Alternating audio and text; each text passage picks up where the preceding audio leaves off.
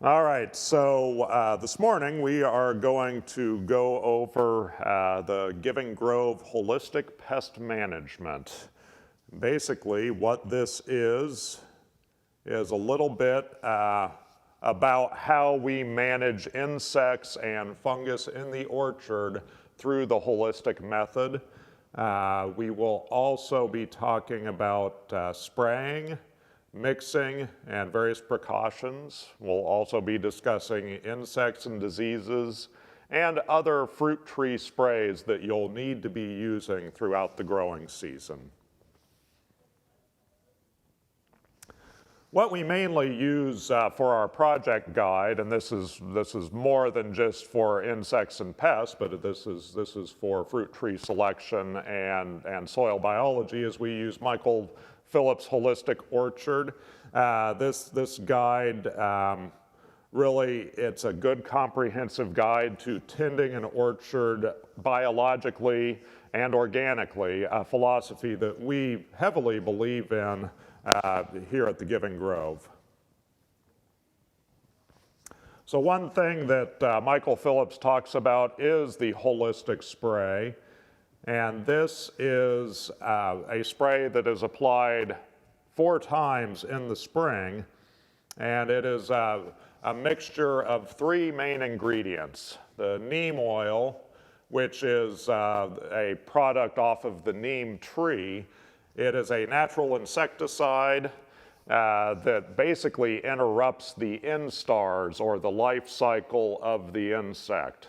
It also serves as an oil that will help smother out insects. The other thing we use is liquid fish, and this is not the same thing as fish emulsion, but this is actually a cold pasteurized fertilizer that has oils in it. And so it serves not only as a fertilizer, but it serves as a stimulant for the plants. We use the effective microbes as well. These effective microbes are basically a lacto-fermented bacteria that helps, it provides an immune booster for the plant. It's these 3 main ingredients that we mix up and spray 4 times in the spring, and then we apply a 5th spray in the fall. What we will do is we'll provide you the materials that you need in order to spray your trees. And this includes the fall spray. We've calculated the amount of materials per tree that are needed for each application in the spring and in the fall. And really, all that you would need to do is mix and spray. And that's the hard work there. This is not to be taken lightly, because liquid fish has a smell associated with it. But one nice thing about the probiotics, the effective microbes, is they have sort of this apple cider vinegary smell that helps cover up the scent of the liquid fish. Once you've done this a couple times, you'll get very used to it. So the holistic spray recipe is basically a 1-to-1 ratio. So it's 1% neem, 2% liquid fish, 1% effective microbes. And that would be for the first spray. So what this slide is basically telling you is, if you have a 1-gallon sprayer, you will need 1.25 ounces of neem.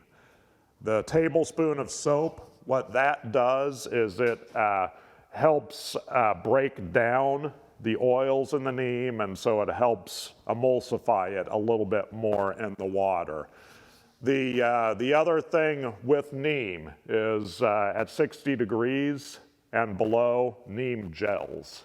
So it's very much like if you were to put an olive oil or something like that in the refrigerator. Similar to chocolate too. I mean, you know how chocolate, when it gets warm, well, it melts. So neem, the same deal. So if it's below 60 degrees, you need to warm your neem up. And what that looks like is having a pot of hot water and soaking your bottle of neem in that pot of hot water. So your first spray and your fall spray, the ratio looks like that, the 1-2-1. Your second, third, and fourth sprays look like a 0.5% neem, 2% fish, and 1% effective microbes. The 0.5% neem reflects a lower rate due to foliage is starting to come out on your plants, and neem can have a phytotoxic effect on foliage once the foliage is out. And by phytotoxic, I mean it can burn the foliage. So this slide is pretty important, and you'll see a couple more slides down the road in this presentation, but this is important for what the plant development, the bud development is when you will be spraying. So this is also where you'd want to refer to Michael Phillips' Holistic Orchard. Page 142, 143, he has some good charts there. But half-inch green is the first spray, and that's really up to half-inch green. So right now, we're pretty close to bud break. As a matter of fact, we're right on the cusp of bud break. We're sort of at that green tip we're definitely not to half-inch green, but we could be spraying this time, and here we are March 22nd. The second spray will be happening roughly 10 days to 2 weeks afterwards, and it's right as the flower buds are starting to pink up. Now, these flower buds are not open, and this is very important to remember. We are not spraying while flowers are open. So the second spray is at that pink stage. We're not spraying while the flowers are open. And regardless of what we're spraying, neem is still an insecticide. And an insecticide is an insecticide, and it will harm the pollinators. So don't spray while the blossoms are open. But the third spray happens after petal fall.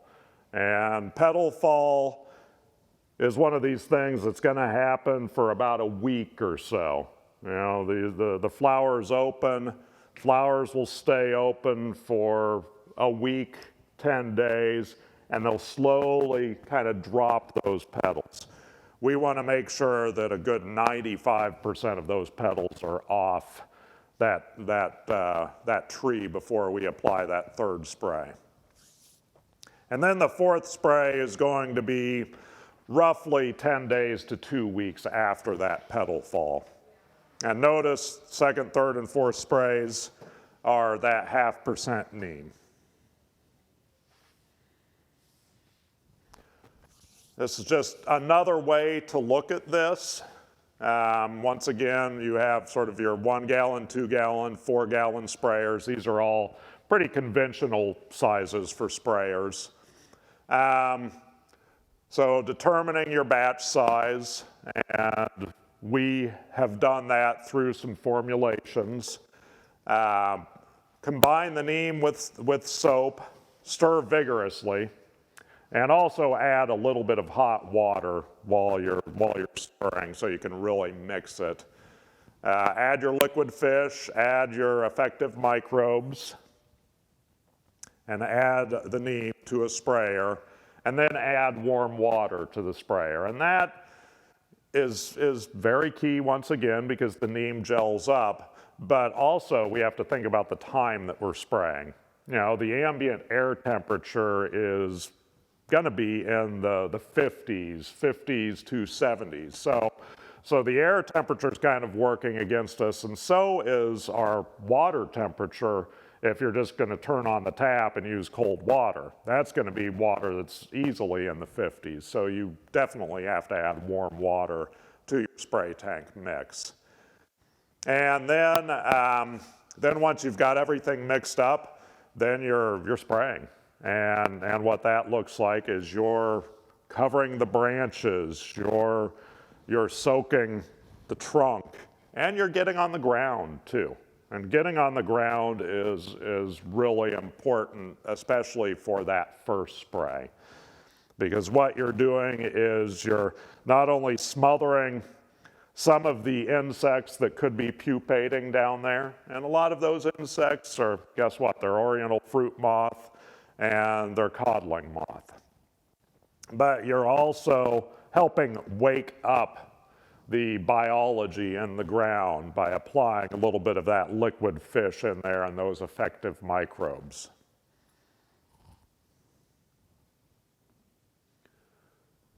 So another way to look at flower bud development, and this is spray one. So as you see in the top corner, we have the different stages of apple flower bud development.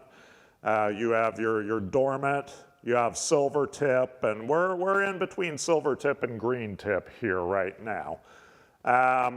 And really it's green tip to half-inch green. That is that first spray. So you'll notice these other developmental stages here. So second, third, and fourth spray, pretty much the same deal, but you are focused more on the foliage and the buds at this point. You're focused less on hitting the branches and hitting the ground. You are focused on the foliage. And the reason you're really focused up in the foliage now is that's where you're going to have these moths lay eggs. They're flying around, they're reproducing, they're ready to lay eggs. And they're going to do it really close to those flower buds. And so spray 2, it's really anywhere between number 5, the tight cluster, and 6, the pink. And this looks a little bit different on pears and peaches, but it is similar. And then spray 3 is petal fall. Notice we're in bloom, we're not doing anything. And that petal fall right there, the little fruitlets have not really formed yet, but they are in the process of forming. And this is also, right in here, right in the calyx, oftentimes that's where a lot of little eggs are laid too.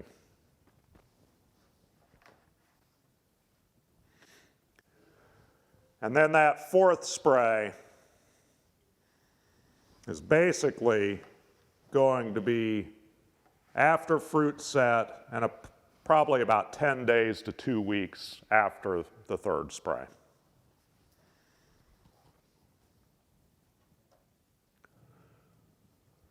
So we've been spraying now for 2 years using the holistic method, and there's some things that we've taken note of, and we want to pass that information along because this is not seamless. It doesn't always work out well the first or second time, but it works mostly.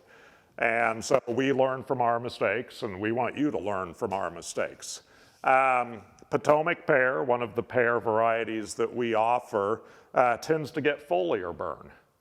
And this appears to be happening not from the first spray, but the subsequent sprays. This was one thing that I was made aware of when one of our sites did some spraying, and my initial reaction was, well, that looks like foliar burn from maybe too much neem. The concentration of neem was too high. She said, no, I did the right concentration. I went and checked one of our Potomac pears at a site that we manage, the same problem. So the 0.5% neem even burns the foliage of Potomac pear.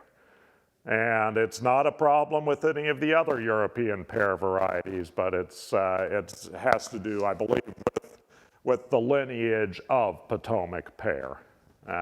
So the other European pear varieties are fine. Another thing to keep in mind is you have different bud development at different times. And this is true especially if you have an orchard of peaches, of pears, of apples, of Asian pears. So their developmental stages will be happening at different times in March and April. And this is where you have to really keep records of what you have sprayed with the first holistic spray and what you have sprayed with the second holistic spray. And the question always arises is, well, if I've only sprayed some of the trees, can I keep the mixture in my backpack sprayer, in my 2-gallon sprayer? And the answer to that is yes. Yes, it will keep in your sprayer. But there's always a little asterisk to that yes, being you need to make sure it doesn't get below 60 degrees because of the neem. And so that means that you either have to keep your sprayer in a warmer environment, or you may need to add to your batch. So add some more ingredients and add warm water to your batch to rejuvenate the neem that's already in there. So this is where records and notes are really important. Because really most of the time with peaches, they're going to be the first ones that will actually be flowering out. And so you will be probably spraying peaches first. At least with the first holistic spray, you could almost spray everything at once. But with your second and third holistic sprays, those peaches will be getting sprayed earlier. And Asian pears. Asian pears tend to be a lot earlier than the apples and the European pears. So another thing is if you do a fruit thinning between sprays 3 and 4, you're actually ensuring that the 4th spray will be able to penetrate the fruit clusters. And so what this fruit thinning looks like is most of the time you have 5 to 7 fruits on your pears, Asian pears, apples per cluster. So if you thin down to 2 or 3 fruits per cluster, you will allow for a greater penetration of the holistic spray into those fruits. You don't want to thin to 1 per cluster yet. And the reason being there is really your first thinning, you're trying to get the malformed fruits, any fruits that maybe have been compromised, and then you will have those 2 to 3 fruits that look really nice there. The last thinning will be that 1 fruit per cluster, maybe 2, especially if you're talking Asian pears, or if you have a couple of apples that are on opposite sides of the blossom cluster. But that thinning will happen really after your 4th spray. And then all 4 sprays are important, but really, as far as this goes, I know we're trying to accomplish 4 sprays in about an 8-week time period. The first spray is incredibly important because you're interrupting the life cycles right away. You're helping wake up the soil. You're hitting the trunk, you're hitting the branches, and then that fourth spray is really important because that's when the young fruits have formed. And that's when you're going to have more caterpillar activity and more egg activity on your fruitlets. It's difficult to try to get all 4 sprays in, but just keep in mind the first and the fourth spray, which, you know, if you only do 2 sprays, it would be the second spray. But just remember, that's the most important. So the holistic spray timing for the fall spray, and this is something that is sort of equally important. What this does is it helps clean up the orchard. So you have your leaf drop that's happening, and oftentimes with leaf drop, you know, you may have different funguses on the leaves. What this spray will do, especially if you mow the foliage first in the orchard and then spray, it helps break down all of that leaf matter. So any fungal pathogens that might be in there, that will break those down, kind of returns everything to the soil. And this looks like basically a November, early December time period.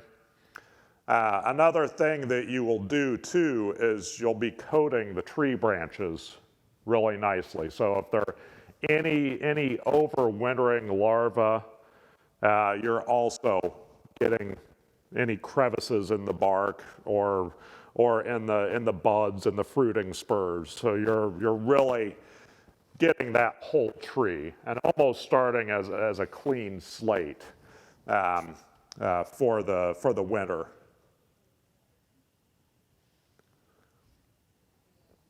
So as far as how much product you'll be using, this is something that we have, like I said, based upon size of trees and numbers of trees in orchards. So this is going from a 100-gallon per acre rate and dialing it down to a per tree rate, because we're not dealing with acreage. We're dealing with individual trees. And so we had to make a system that was going to be a little bit more user-friendly. You know, not everybody can divide by 43,560, you know, the number of square footage in an acre.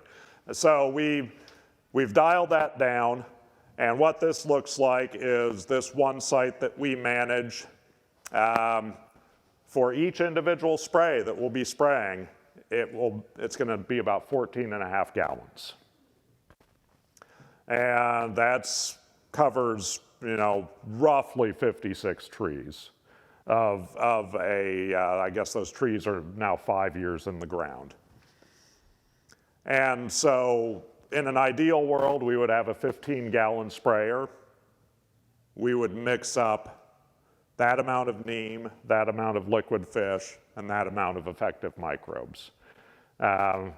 What it in reality looks like for us is 4-gallon backpack sprayers. And so we will just be dividing that up through 4-gallon backpack sprayers. A lot of these smaller orchards, the amount per spray is going to be a lot less. Looks a lot more manageable. It definitely is. And that's something to keep in mind when people are planning out their orchards, is what kind of capacity do they have to spray their orchard. Because it looks like a lot of work, and it is a lot of work. So a little bit about some of these, some of the chemicals and spraying itself, because beyond the holistic spray, we do use some other, they're either certified organic insecticides or at one point in time have been certified. So just read the label, biggest thing. And you'd be surprised how many people don't read the label or know the difference between a tablespoon and a teaspoon. Make sure you know that. Safety precautions and personal protective equipment. It's a big deal. Now, for our holistic spray, I'll tell you, just having some glasses and rubber boots will be enough. This stuff is non-toxic. The worst thing is you'll be smelling like fish when you're done spraying. So yeah, knowing the application rate, knowing the target insect. So for thuricide here, the target insect is caterpillars. And that's because of the Bacillus thuringiensis that is there in it. And so make sure people know that, because people think BT is going to solve all of their problems. No, not everything is a caterpillar. Not everything is a Lepidoptera. So, beware of the harvest interval. That's not too big of a deal with what we spray. But if people are going to go out to garden centers, that can be an issue. And there are some things that are not registered for food crops. And people need to realize that too. What we're providing are things that are registered for food crops. And then re-entry period, that actually has less to do with what we do. In some cases, there is a re-entry period for outdoor sprays, but less to do with what we have to do. This is what it looks like for us when we're mixing up our holistic spray. We have our big thing of liquid fish. We have our neem oil. We have our dish soap that we'll mix in with the fish. We have a bucket of warm water that we will put into the sprayer, and our dedicated 4-gallon backpack sprayer. We just use that strictly for the holistic spray. And we also have to clean it out after we use it too. You can imagine not only the oils involved, but the scent involved. But really, it's more the oils, because that can clog the sprayer really pretty easily. And so what we will do when we're done spraying is we will mix that half full of warm water, a little bit of Dawn dish soap, and we'll shake the sprayer vigorously, and then we will pump everything out of that sprayer, making sure it goes through the nozzle, through all the hoses, and we've got it clean again. And that's a hassle, but we need to do it to ensure the equipment will be good for the next spray. Spraying safety again, read the label. So yeah, rubber gloves, those are helpful. Cloth gloves tend to just absorb whatever chemical you're using. Eye protection is also very important. A mask is not really needed for the holistic spray, I'll tell you that much. The only time you'd really want to use a mask for what we do is when you're using surround, the kale and clay, because that is a dust. Or if you're using sulfur fungicide, because it's a powder. So both surround and sulfur fungicide are wettable powders that you would mix in. Avoid splashing. Label your sprayer. Like I said, we have our dedicated sprayer. And maybe wear clothes that you don't necessarily care about. You don't want to be going somewhere smelling like fish later. Or maybe you do, I don't know. This is something that we have made up for some of our more public orchard sites. And this is so people can post at the edge of the orchard that they're spraying. And really, this is so the public knows if the public gets concerned. And oftentimes the public does get concerned when they see somebody with a sprayer on. They want to know, and I think rightfully so. All one has to do is date it, put the time on it. Hours for re-entry, oftentimes that's none for what we do. The pesticide being applied, so for, let's say we're doing the holistic spray, you would put neem. Now, neem is really the only insecticide that's actually there, but if you wanted to, you could put liquid fish and effective microbes. And the target pest would be caterpillars, would be the main thing, and then contact information. And so, like I said, this isn't necessary for all sites, but if there are more public orchards, and we have orchards that are in public parks or park-like settings. And oftentimes just kind of engaging the general public too. I mean, sometimes the public is just hungry for knowledge, and they want to be reassured. And this is what it looks like if I were to just fill one of those out.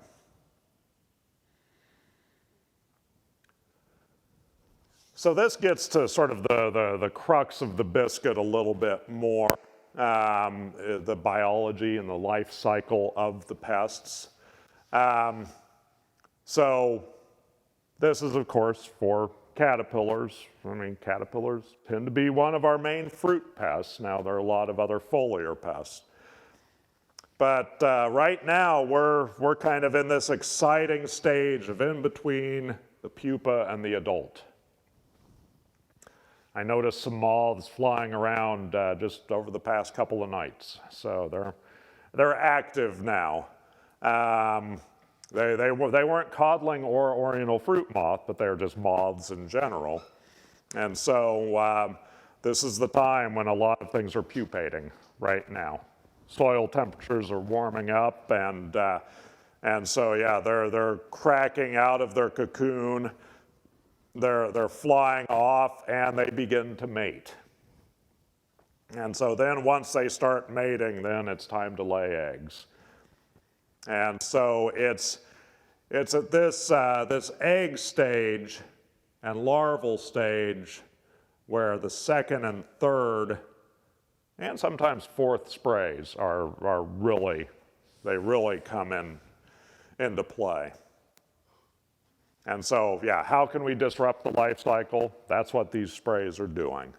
And of course, knowing where these pests overwinter. Well, they overwinter in the cracks and crevices of the tree bark. They overwinter in leaf litter and mulch litter. The other thing that is a really good idea for your first spray is before you spray, pull the mulch back, disturb the mulch, and make sure that spray is really getting into the soil and around the base of the tree, because that is where so much activity is going to be happening.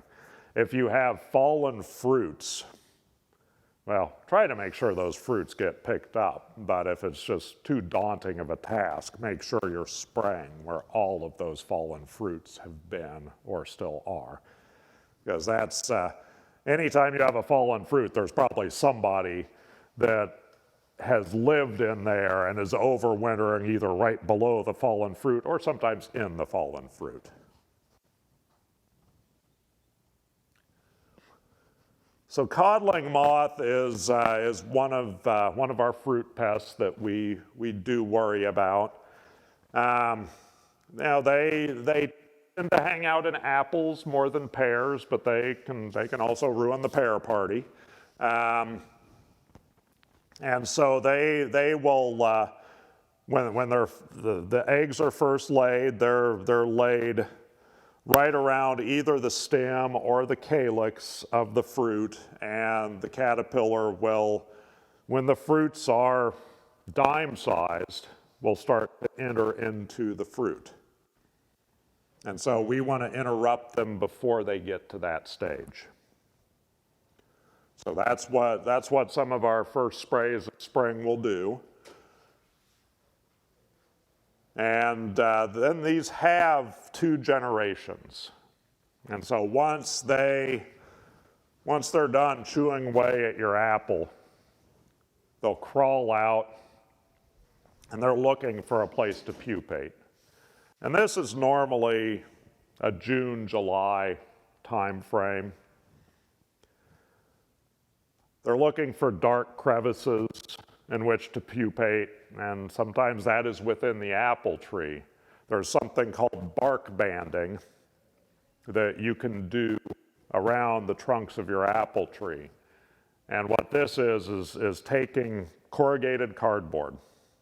So, you know how corrugated cardboard, it has the little holes in it, little air holes in it.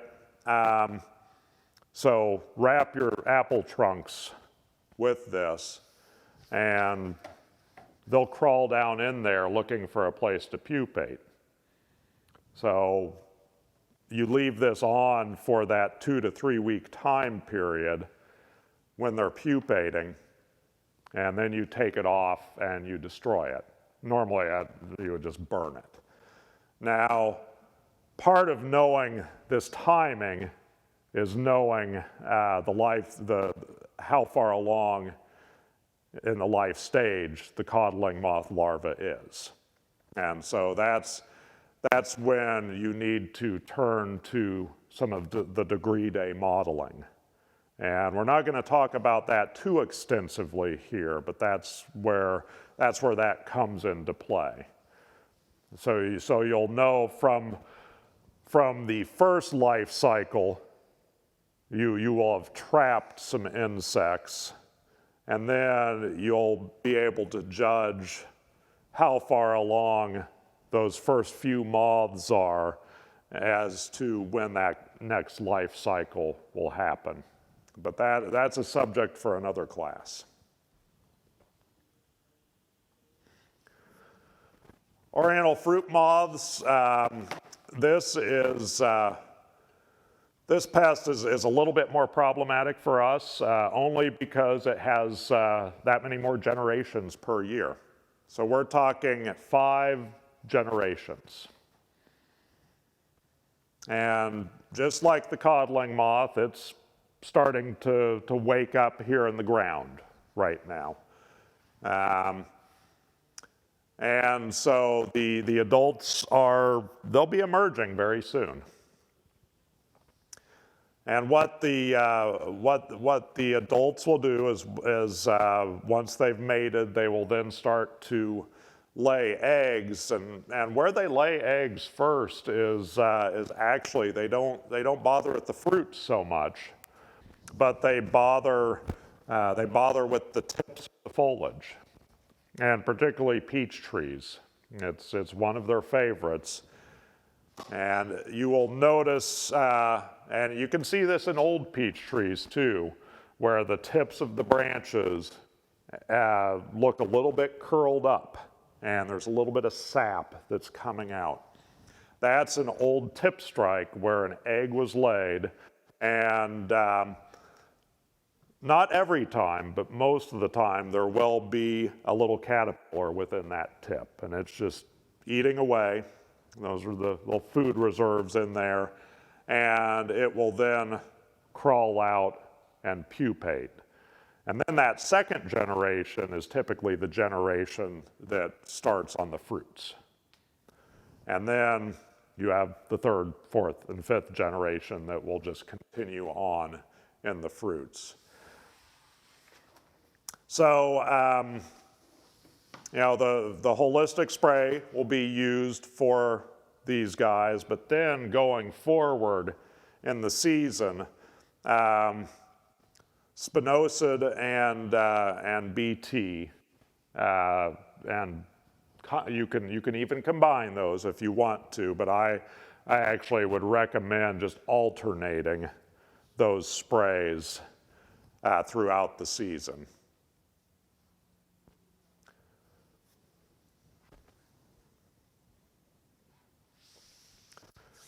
Plum curculio is something we do worry about, but one thing we've tried to do to limit this pest is not plant plum trees. And you'll see that we're very deliberate about that, and we just, there are some great plums out there, but plum curculio has that name for a reason. That is the first fruit that it will go for. And oftentimes if you have a plum in the orchard, then it will spread to other trees. So it really doesn't discriminate, but the plum will bring them in. One of the ways you can tell you have this little critter in your orchard is if you look at the fruitlet, you'll see they're almost like a sombrero or a happy ghost type mark on there. That's where the eggs have been deposited, and then that little insect will just go ahead and climb right on in there, get into the seed, get into the fruit, and it's game over for the fruit at that point. These are a much harder insect to kill. And so they're different from oriental fruit moth, from codling moth, because they are not a moth. So things like BT will not be effective for this.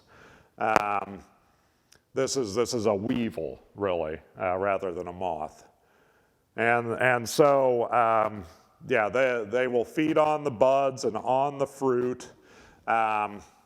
They overwinter in the ground, and this is where, once again, in that first holistic spray, pull that mulch back, really get the ground beneath the tree. It's that overwintering that is what we're worried about the most. And that's why I also mentioned chickens are very effective, and if you have the ability, if your sites have the ability to introduce chickens into the orchard, have them there in late fall, have them there in very early spring, so those chickens can scratch up, can find the little insects that are overwintering. You don't want to have chickens around your trees all the time for a lot of different reasons, but the best time to have them is, like I say, late fall and very early spring, because they'll be scratching up, they'll be looking for bugs. I mean, that's the main thing that they eat. So, but I realize not every site has the ability to employ chickens. So some other pests that we do concern ourselves with, but we have a hard time battling, quite honestly. This spotted wing Drosophila. This is something that it was not a pest problem, 5-6 years ago. It has now become a horrible pest problem for a lot of soft fruit growers, berry growers, tomato growers too. So this is not like your typical fruit fly. Your typical fruit fly comes in on fruits that have already been compromised. This fruit fly has the ability to lay its egg inside of a fruitlet. So it can penetrate that berry. And those eggs are then laid, and then you have these little maggots that are eating away at the fruits inside. Spinosad has been fairly effective at killing these, but it's always worth monitoring first off. And there are some traps that you can just simply make.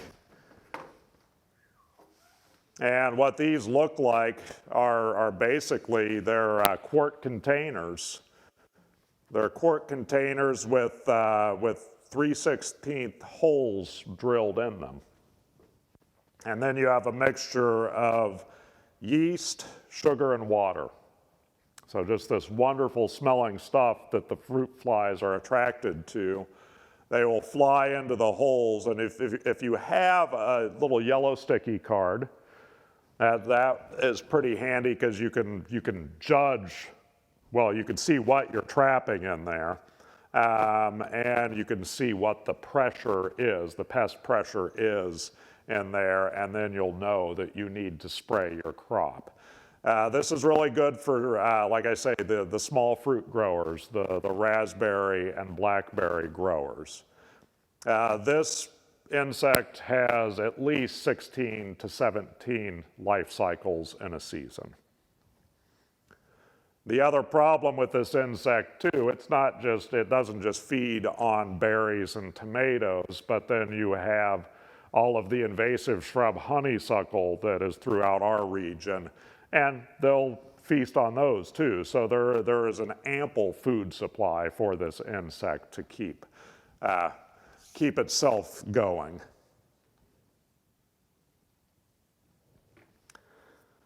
Get a lot of questions about Japanese beetles, and these are a problem with the foliage of our fruit trees. It's not so much the fruit itself, but if you know anything about biology, you know that the foliage helps drive fruit production, and so the more foliage that you have compromised, the less vigorous the tree will be and the less fruit you will get. So it does become an issue for us. Japanese beetles tend to be somewhat omnivorous. They will go for a wide variety of insects. So they spend 10.5 to 11 months underground. Now, last year, I will say they probably spent about 10 months underground. We had sort of this 2-month invasion of Japanese beetles last year. It was much longer than we had ever had. They start to emerge for us anywhere from early June to late June, and all through the month of July. We're definitely getting inundated. So they prefer sweet cherries, grapes, hazelnuts. They also prefer raspberries, but then for some reason they choose Liberty apple over any other apple variety that we offer. I don't know, there's something about the taste. But so what we have done, and there's not one silver bullet to try to control these. But we have set up perimeter traps, and we basically end up emptying these traps on a daily basis. We go through, we have our 5-gallon bucket, have a little bit of soapy water in it, and we'll just dump the trap into the soapy water, move on to the next trap, move on to the next trap. We have spread milky spore bacteria throughout our property here and other orchards. And milky spore is a soil bacteria that works against the Japanese beetles pretty much exclusively. This means you have to inoculate your site. And this is a powder that you would end up just applying to the turf areas around your site. We have used beneficial nematodes, and there are beneficial nematodes that will seek out the larvae of the Japanese beetles. And then once these Japanese beetles have emerged from the ground, that's when we're actually spraying our crops that we're concerned about. So things like Liberty apples, things like grapes, things like raspberries. We're using a 0.5% neem spray. So they really do not like neem at all. Now you could spray them on the beetles and that will slow them down, but they don't like the surface that's coated with neem. It's basically it disrupts their gut, and so they will move on to other plant materials. We will also mix in some of the surround, the kale and clay, and that works as a little bit of a protectorant as well. But this is definitely a multifaceted approach. We've had Japanese beetles now for probably about 10 years. St. Louis has dealt with them for a little bit longer. You guys probably the past 4 or 5 years. So.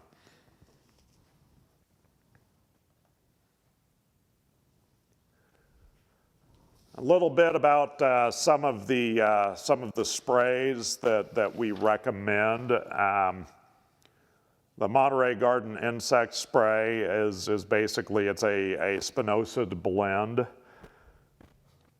And this works for a wide variety of insects. We will use it throughout the year. We especially use this on our peaches for oriental fruit moth.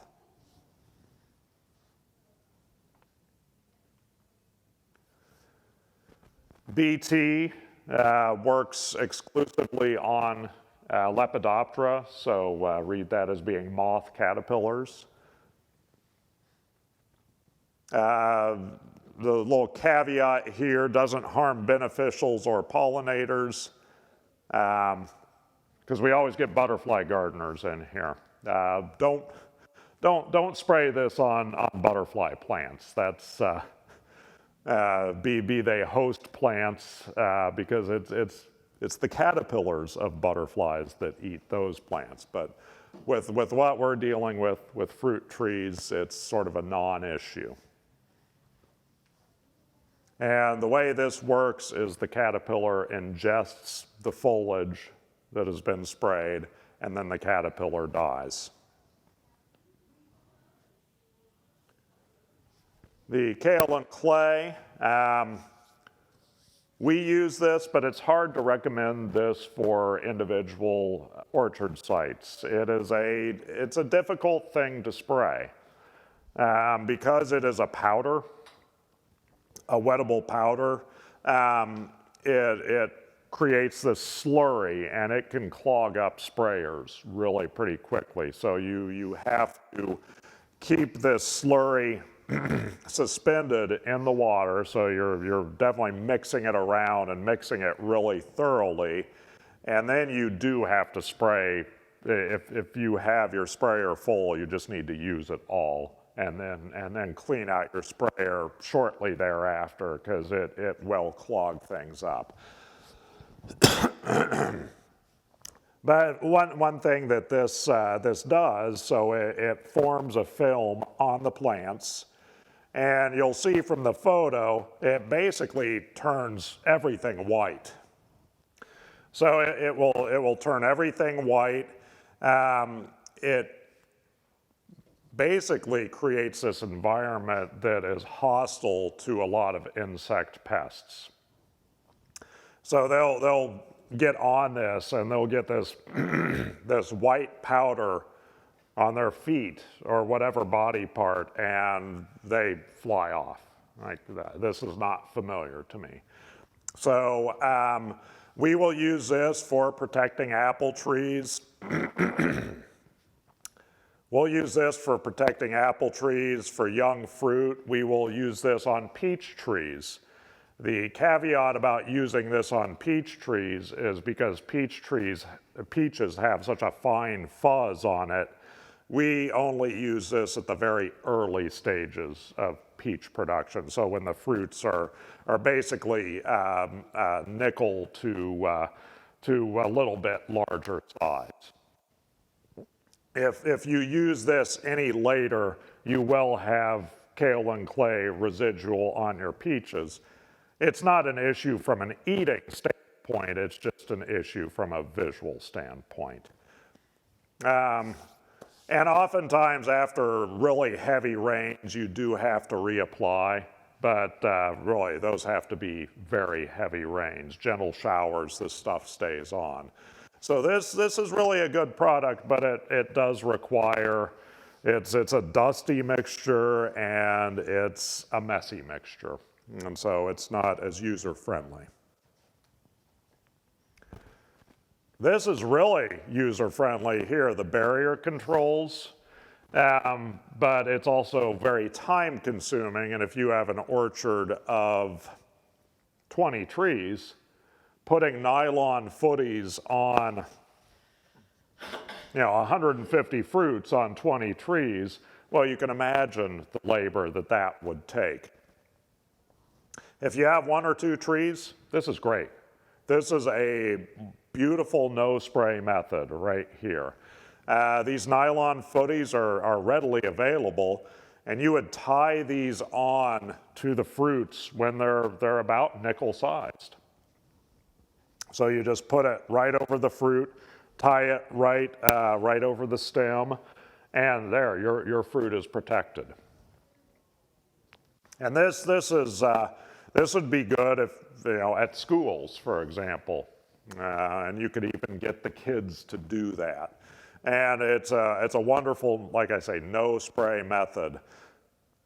There's also the method of using plastic bags. Now, plastic bags, if you're to use those, like sandwich bags, make sure you're cutting notches at the bottom end to allow any humidity to escape from there. But the disadvantage to plastic bags is you can't use these on peaches or plums, things like that. These stone fruits that get brown rot very easily. So that's where these very breathable nylon footies work really well. Some preventative practices. Of course, sanitation is probably one of the biggest ones. And as the orchard starts to get older, well, you're going to have that much more fruit. And that much more fruit leads to that much more fallen fruit. And so this becomes definitely a more taxing job. It's just going to take that much longer. Now that's where bringing those chickens in at the end of the year can be incredibly helpful. But if you don't have the ability to do that, getting a rake out there, mowing a lot of the leaves over at the end of the year, very important. And then when you're doing any sort of pruning, just make sure you have clean tools when you're pruning between trees.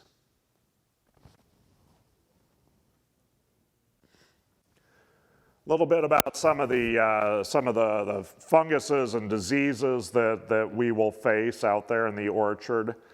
Brown rot is probably one of our biggest issues when we're talking about stone fruits. And this can ruin a peach crop. It's less likely to ruin a cherry crop, only because brown rot doesn't tend to show up until after most cherries have ripened. But it can go a long way to ruining a cherry crop if you have brown rot established in the orchard. And so this looks like a few different things during different times of the year. But you will see down the photo at the bottom, those are known as mummies. And, you'll see this on apples, you'll see this on pears, just any of these old fruits that are hanging in trees. But these mummies are one of the places where brown rot overwinters. And so by having these mummies on the tree or on the fruiting shrub, you're allowing that brown rot to continue for the next year. What it looks like in the very early spring when brown rot is colonizing a blossom is what's called blossom blast. And that's where the blossom, it sort of opens up, but then instantly gets colonized by the brown rot fungus. And then what it looks like on fruits is this light brown grayish mold. And that's where people really tend to see it, and that's when they know they have a problem. And this is spread just through wind, through sporulation. You'll see clouds of this that will come, and once you see a cloud of brown rot spores, that all of your fruits will be compromised very soon. So a little bit about how to control this is, of course, pruning is really good. It's why we keep peach canopies open. It's why with the bush cherries we try to open up the middle of those as well. Sanitation, so get those mummies out, get rotting fruit out, and remove the branch cankers, so dead branch ends. Copper fungicide can help fight brown rot, and so can sulfur. And sulfur would be used more during the growing season. Copper fungicide would be used not only at the beginning of the season, but also at the end of the season to help kill out any of the spores that have gone throughout the season. A little bit about fire blight. That's something that we've faced. And knock on, there's wood here. We didn't have to face that too much last year, but 2013, 2014, and a little bit of 2015, fire blight was really bad here throughout Missouri. So this basically will colonize through the blossoms or through the stem and through the foliage. This is a bacteria that will affect apples, pears, and Asian pears. You don't have to worry about any of this with your stone fruits, but apples, pears, and Asian pears are all affected. And if this is not caught early enough, this can actually kill a tree. This will get in through a blossom.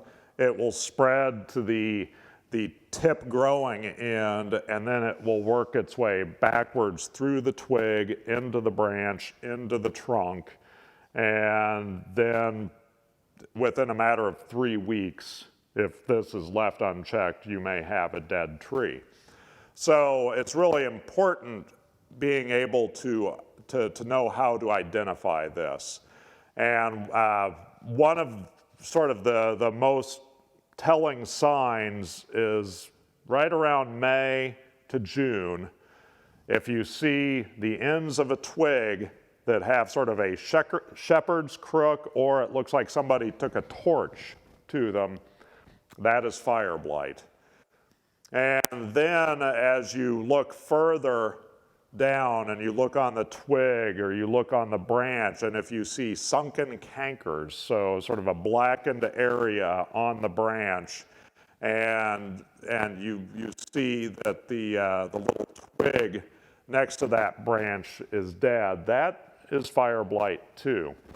And so the best thing to do at either of these stages is to prune it out. And what this looks like is you're pruning below the canker, below that blackened area on the stem. And normally by pruning, 6, 8 inches below, you've got that canker out of there. And then what you have to do is you have to get that out of the orchard too. So put it in a plastic bag and throw it away. And once you've pruned it out, make sure you're spraying your hand pruners with the isopropyl alcohol before you make another cut on that tree. Oftentimes when you have fire blight in a tree, it's not just in one area. It's going to be in 2 or 3 different areas of the tree. And if you're in an orchard that is a bunch of apples, pears, and Asian pears, it's always advisable to go through and check all of the other trees. I've seen this where, oh, well, this tree has it over here, and so a lot of attention is being paid to that one tree, but further over in the orchard, another tree has it. And so this, like I said, this is spread through the pollination of the trees, so through pollinators, but it can also be spread through wind and weather events. So if you have a couple of trees that are planted together, we get a hailstorm that's ripping through leaves, that activity there can start spreading the spores. So it rips through one leaf, the spores will sporulate and get into the fresh wound of another leaf. And oftentimes you will see that happen. The 2014 fire blight, and I would call it an epidemic, at least here in Kansas City, appeared to be spread by a light frost that was in the middle of May. So we were at fire blight season right then and there, and a lot of the tips of the leaves had been compromised by the frost, and the fire blight was already in the atmosphere. It was already being spread from one tree to another, and those damaged tips led to pears, Asian pears, apples, and even some of the ornamental pears showing a lot of signs of fire blight that year. Organic control is really difficult to find for fire blight. There are some things that would more serve as protectorants. No, they're not control measures, but Monterey complete disease control supposedly has proven as an effective protectorant against fire blight. And I think we're going to call that good.